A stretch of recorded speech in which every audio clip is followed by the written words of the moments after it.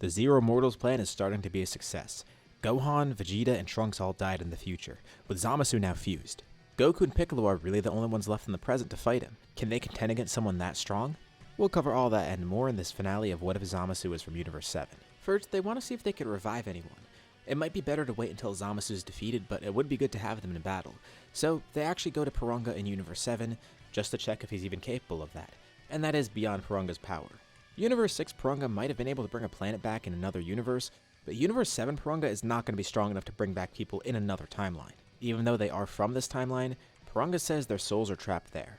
He's not sure if it's because he's just not powerful enough due to them being in a separate timeline, or if Zamasu is somehow preventing anything else from getting in, because Porunga tries to revive them and his magic simply doesn't reach to another timeline. Well, they thank Porunga for his help anyways, and it looks like Goku and Piccolo are going to have to do this alone. They'll either have to bring Porunga with them, which wouldn't really be a great idea, or defeat Zamasu first and then revive everybody. Goku is only very marginally stronger. Vegeta on the other hand had a bunch of training, so he's already surpassed Goku, and then Gohan surpassed him. Simply put, Goku and Piccolo aren't going to be enough to fight Zamasu. They have to think of another plan. Meanwhile, in the future, Zamasu goes around other universes, pillaging them. His next stop is Universe 6, and there are some powerful mortals here, but no one's strong enough to fight him. And thankfully, all the other Kai are gone, so all the other gods of destruction are gone too. These mortals are the only things standing in his way. But he's then attacked in space, flung down into a nearby planet. Waiting there are a bunch of other people, all wearing the same uniform. And then the person who attacked him in space descends downwards. Everyone on the planet strikes a pose. They introduce themselves. The Pride Troopers. They do protect Universe 11 normally, but considering Zamasu is a multiversal threat, and he's going to attack Universe 11 eventually, they want to stop him before he becomes an issue, and help out their fellow universes. Zamasu laughs. Gohan was the strongest mortal he faced, and there's no way anyone else could be above him. He knows Universe 7 was one of the weaker universes, but still. Surely these Pride Troopers can't be too impressive. The one who attacked him in space tells him to stop being so arrogant. This man's name is Jiren. And you might be thinking, yeah, Zamasu defeated Beast Gohan as well as Vegeta and Trunks, so surely the Pride Troopers won't be a problem, but there are a few other things to consider. It was Vegeta from a few arcs prior, and even though Ultimate Trunks was there too, he's probably just on Vegeta's level, so with all that considered, the people Zamasu fought weren't really too overpowered. On the other hand, these Pride Troopers from Universe 11, they're not the normal Pride Troopers we saw in the Tournament of Power. They're from nearly 2 decades in the future. Sure, they lost their God of Destruction, but thankfully, there was a new candidate for God of Destruction too. He's been training for these past few decades, and he's beyond Belmont already, but wanted to take his time. Toppo powers up into his God of Destruction mode, and Jiren goes into his full power, with all the other Pride Troopers showing off their full strength too. And feeling their power, Zamasu starts to get a little bit concerned. The combined might of these Pride Troopers actually surpasses him right now, and they basically have a God of Destruction on their side, the one thing Zamasu feared most. But with him being immortal, he shouldn't have to fear about that. And with the third eye helping him too, he'll be fine.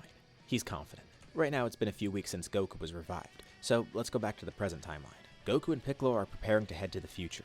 Bulma was about to recreate the time machine in this timeline because it wouldn't be too tough, but they weren't sure if it was going to send them to the right timeline. The last thing they want to do is create another, so Shin's actually going to take them there. And they told him this a few days ago, and he decided he wanted to help out in some other way. He wasn't really sure what to do. They wanted to get another strong warrior on their side, and they could recruit someone from another universe, but that would be tough, and they don't even know if they'd be strong enough to help. But Shin calls in a favor. He contacts the Demon Realm, getting in contact with Rinsu. Now, she's a little shocked to hear about this, and then once Shin explains what's going on, she's not as shocked. Shin knows about her little scheme with Zamasu too. Besides, if Zamasu really becomes all-powerful, is he really going to care about the Demon Realm that much? If anything, he'd probably expunge that place too. She might have an alliance with him, but it's very loose, and clearly, Zamasu is not someone you want to be an ally with, unless you're also Zamasu. She actually didn't know Zamasu would go this far, and she wonders how future Zamasu got the third eye. Present Zamasu just helped to kill Goma, and that was it. And that wasn't really a terrible thing to do either, he was killing another evil person. Sure, it did give Rinsu a bunch of influence in the Demon Realm, but what Zamasu did to help her wasn't particularly bad. Shady? Sure, and behind Shin's back? Yeah, but to think he's going around trying to execute every mortal ever. Well, she does want to help out. And she clarifies Shin, this isn't really to help him, the priority is the safety of the Demon Realm. She actually has her own third eye, and not just one of them, a few of them. She could use it herself and become a lot stronger, but she's not sure if it would really amount to much against Zamasu. She says they could take one of them, if they have a warrior strong enough to get use out of that. She lends Shin a third eye, and naturally it would be Goku or Piccolo deciding to use this. Goku tells Piccolo that's all him. Goku is much stronger than Piccolo right now, and also Goku needs to get used to this new power first, and he prefers to use his own power anyways. And on the other hand, Piccolo's a Namekian, he already has magical abilities, even if they're pretty limited. It might work even better with him. He needs the power boost, and he'd probably benefit a lot more from it too. So, right before they head to the future, Piccolo gets the third eye and places it in his head, instantly feeling a massive increase in power. Goku's really impressed too. This buffed him basically to his level. It even draws out some of Piccolo's potential. He feels Kami and Nail talking to him too. This power is exhilarating. It unearthed something buried deep down within him, but also gave him a boost on top of that. They've also spent some time in the time chamber themselves. They're not sure if it'll amount to much, but they gotta do whatever they can against Zamasu. If things get too intense, they'll be able to leave, but they at least need to see what they're working with. Shin then brings them to the future. And when they arrive, they're immediately out in the middle of space. That's weird, Shin took them right to Earth. Goku starts to suffocate out in space, and then Shin teleports them to the sacred world of Kai. Piccolo surprisingly was fine out there.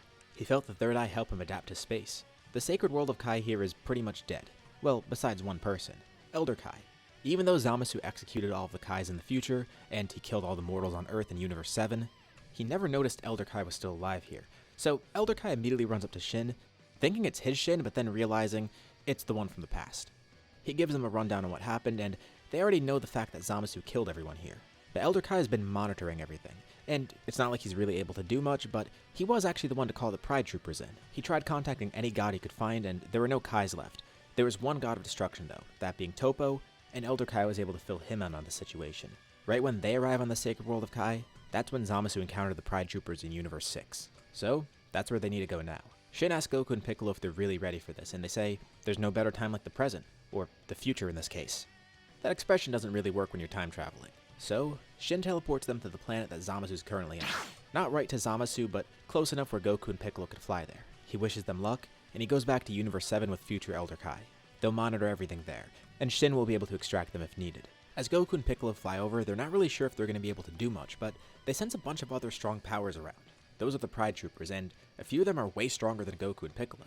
Piccolo then powers up to his maximum, and Goku powers up in the Super Saiyan Rose. Amidst his training in the time chamber, he was trying to do more of what Whis was leading him towards. He's able to sort of move his body on his own, but he hasn't unlocked Ultra Instinct yet. But one good thing is that he's worked more with Blue Kaioken, or in this case Rose Kaioken, so if he needs that extra burst of power, he'll have it. And then Goku remembers mid-flight. Oh crap, he could have tried to learn Spirit Vision to defuse Zamasu, but that might not even be needed. Another thing they had in mind was the Mufuba, so they could always seal him if need be. The main thing is that they need to get the third eye from him, and then he won't be too strong. Even with him being fused, they should be able to overcome him if he doesn't have the third eye. The issue is his immortality. But once they remove the third eye from him, that immortality won't matter as much anymore because the Goku Black half of him will hold him back. They might be able to kill him, but they're not sure. Worst case, Mufuba. They arrive on the battlefield and see Zamasu single-handedly holding off all the Pride Troopers. Some of them have already fallen in battle. But Goku's amazed at the power of Jiren and Toppo. And then there's also one who's not really as strong as the other two, but a lot faster, is Dispo. The Pride Troopers stop mid-battle, a little confused as to who these two people are. And Zamasu's eyes widen. There's no way. Goku's here? And is that supposed to be Piccolo? What form is that? But then he looks at Goku's hair. It's the same color as Goku Black's. Goku smirks. He tells Zamasu that he made use of the Super Dragon Balls too.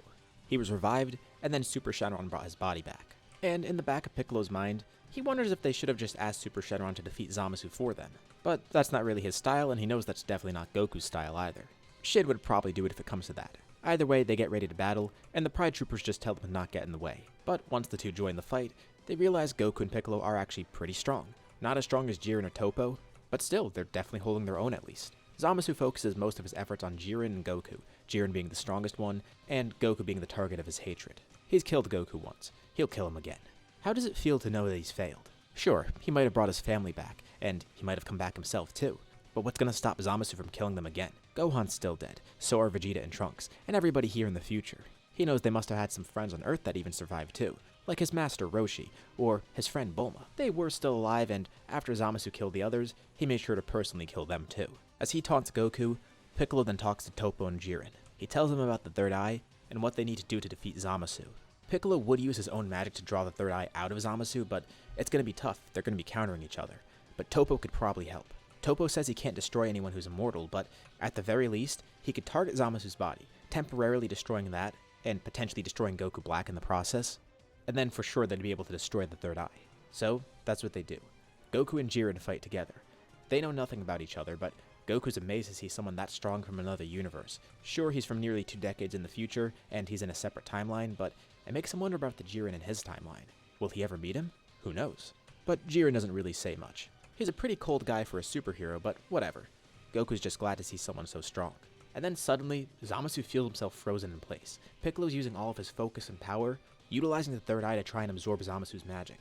Now, Zamasu's better off with magic, and the third eye's been a part of him for longer, so he counters Piccolo pretty easily. The two struggle. Piccolo tries to take the third eye out of Zamasu, and Zamasu does the same with Piccolo. He noticed the third eye before, but he doubts it'll do much in Piccolo's hands.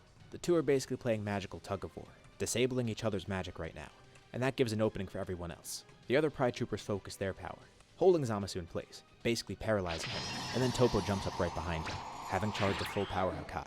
He erases all of Zamasu, resulting in a massive explosion. And since this Hakai only targeted Zamasu, it does leave the third eye behind, and quickly, Toppo then points a finger down at it, destroying it with a small Hakai. Zamasu then regenerates, but this time it's weird. His immortality worked, he's back, but half of him has turned into goo. He felt this before, but the third eye always would reverse this for him whenever he was injured. Their plan worked. Toppo did try to destroy him before, but nothing would work. But this time, with the third eye preoccupied and disabled, he was able to destroy him completely. Freeing the third eye, and without that to regenerate, the Goku Black side of the fusion died, leaving behind a corrupted merged Zamasu. And he'd probably be even more corrupted than normal because, at least in the original story when Zamasu was injured like this, he wasn't hit with a Hakai. A part of him wasn't just killed, it was completely erased. Now he does retain a lot of the same strength and he tries to fight with this, but it's not like he could really do much. He knew about the weakness of the third eye. If he had it in his head, it would have been able to be knocked out. But what he didn't realize is that a perfect counter for it would be another third eye.